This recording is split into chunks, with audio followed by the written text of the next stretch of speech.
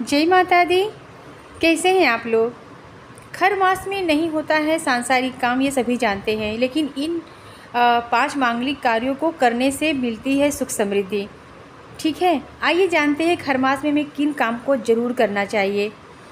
खर मास 2024 में जो कि शुरू हो चुकी है, खर मास के दौरान कई सांसारिक कार्यों को करने की मनाही होती है, लेकिन इस महीने के दौरान पूजा पाठ और भजन कीर्तन का विशेष महत्व होता है। ठीक है, तो आइए जानते हैं इसमें कौन से कार्य हमें करना है और कौन से कार्य में नहीं करना चाहिए। ठीक है, खरमास के दौरान किसी भी सांसारिक कार्य को करना निषेध माना जाता है। सांसारिक कार्यों का अर्थ है कि शादी, सगाई, गृह प्रवेश, मुंडन, नया घर, वाहन, व्यापार, जबकि मांगलिक कार्यों में पूजा पाठ, भजन कीर्तन जैसे कार्यों को शामिल किया जा सकता है। खरमास का महीना पूजा, रामायण पाठ, कीर्तन करने के लिए उत्तम माना जाता है। इसके अलावा खरमास के दौरान कुछ ऐसे मांगलिक कार्य हैं जिन्हें करने से जीवन में सुख समृद्धि का वास होता है। तो आइए जानते हैं कि खरमास के दौरान आपको किन मांगलिक कार्यों को करना चाहिए। ठीक है, पहला मांगलिक कार्य तो ये है कि खर मास के दौरान पूजा पाठ करने का विशेष महत्व है। विशेष तौर पर आपको सूर्य देव की पूजा जरूर करनी चाहिए। सुबह जल्दी उठकर सूर्य देव को जल अर्पित करें और सूर्य देव का मंत्र का जाप भी करें।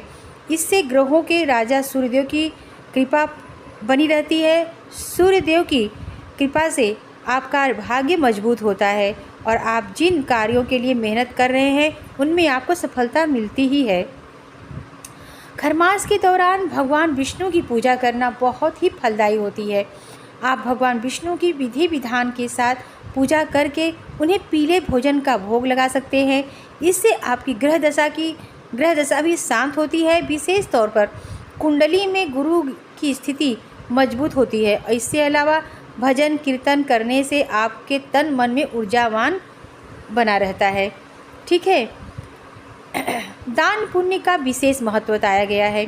माना जाता है कि दान पुण्य करने से आपके कर्मों में सुधार होता है और दान पुण्य का फल आपको अपनी मृत्यु के बाद भी मिलता है।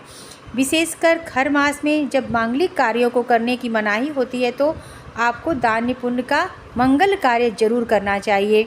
इससे आपके जीवन में सुख समृद्धि का वास होता है। गरीबों और ज़रूरतमंदों को अन्नदान करने से आपके सभी कष्ट दूर होते हैं। खर मास के दौरान गरीबों को भोजन जरूर कराएं। इसके अलावा आप ज़रूरतमंद लोगों को अनाज, फल, कपड़े और जल का भी दान कर सकते हैं। इसके अलावा भूखे पशु पक्षियों को भी अन्न जरूर खिलाएं। दान की महिमा केवल मनुष्यों तक सीमित नहीं रहे, बल्कि आपको पशु पक्षियों के लिए भी अन्नदान करनी चाहिए। इनके कल्याण से जुड़े कार्य जरूर करने चाहिए। इसे भी दान के श्रेणी में ही रखा जाता है। इससे आपको अपने कष्टों से मुक्ति मिलती है, साथ ही सभी तरह के दोषों का निवारण होता है। खर मास में आपको मंदिर में दान पुण्य करना भी चाहिए। दोष निवारण का एक और कारगर उपाय यह है, आपको गाय को हरी घास जरूर खिलानी चाहिए।